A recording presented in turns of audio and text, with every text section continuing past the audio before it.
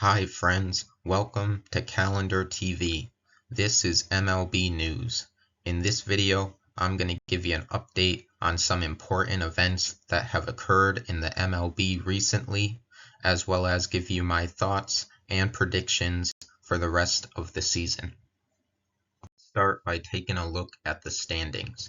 Here's the American League standings as of today. We can see the Toronto Blue Jays lead the East with the Yankees 5 games behind and the Red Sox 7 games behind. The Tigers lead the American League Central with the Guardians 5.5 games behind. And the Seattle Mariners lead the West with the Astros half a game behind and the Rangers 4.5 games behind. There's a big series coming up this weekend against the Mariners and the Astros, so that could determine who wins the American League West. And then here's the wild card standings over here. We can see the Yankees, Astros, and Red Sox hold the 3 wild card spots, with the Guardians 2.5 games behind and the Rangers 3.5 games behind. Here is the National League standings. The Philadelphia Phillies have clinched the National League East. The Brewers have clinched a playoff spot, not necessarily their division because the Cubs are only 5 games behind. And the Dodgers lead the West with the Padres 2 games behind. Here is the National League wild card standings. The Cubs, Padres, and Mets lead the wild card, with the Diamondbacks 1.5 games behind. The Reds and Giants are both 3 games behind, and the Cardinals are 4.5 games behind. All rise for the Judge. Aaron Judge hit career home run number 362 in a 4-1 victory over the Boston Red Sox on Friday, September 12th. He passed Joe DiMaggio for 4th place on the Yankees' all-time home run list.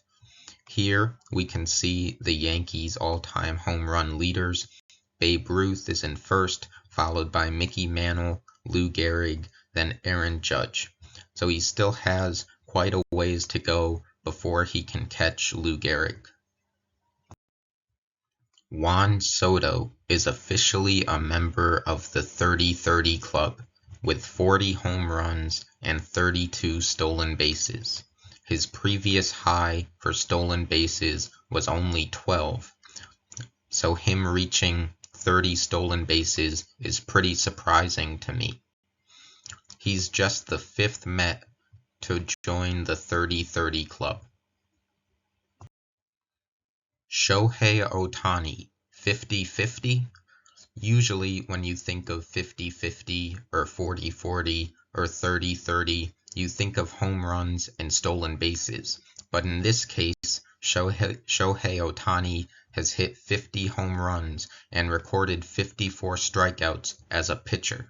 He's the first person in MLB history to achieve that feat. He's also the first with back-to-back 50 home run seasons since A-Rod in 2001 and 2002. I think it's interesting how Shohei Ohtani this season became the first player with 50 home runs and 50 strikeouts, and last season he became the first player in MLB history to have 50 home runs and stolen bases. So Ohtani is a truly great player who's achieving all sorts of amazing accomplishments. Cal Raleigh hit his 55th home run of the season, setting the record for most home runs by a switch hitter in a season, passing Mickey Mantle. He previously set the record for most home runs by a catcher in a season with 49. The Yankees had a 10-9 victory over the Twins last night.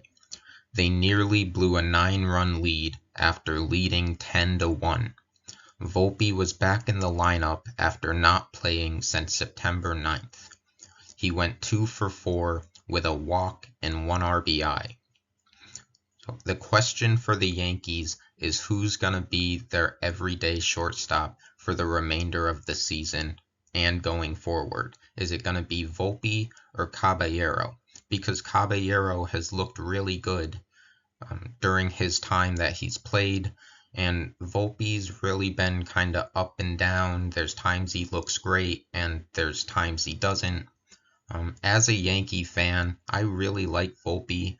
I kind of think of him as like the next Derek Jeter. He grew up a Yankees fan, dreamed of being the shortstop for the Yankees, but he's had 3 full seasons pretty much in the MLB, and he really hasn't been a great hitter. So you gotta wonder when the Yankees are gonna move on from Volpe and stop giving him more chances. I really would like to see Volpe work out, but at the end of the day, he's not getting the results that the Yankees need to be successful.